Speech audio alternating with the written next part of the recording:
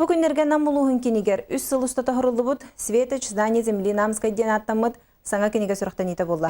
Ағачы болғам тұтығар Октябрьская революция неттен сағалан күн бүгінге дере әңселі қочытын сергер отығар үйрағыры барай кетін сайдытын тұғынан история тәтігеленне.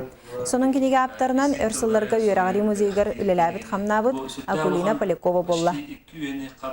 Жон барин телегидилер Светочтен тылнар мәні тұттылы баттық. Ити тылы болланы мен ити түнче 919 лақа өйдейін әхілегер амбастан ұскола алды бұд. Ол ұсколаға болланы амбас урокка нәхілек общественный хай жонлар бары кел біттер.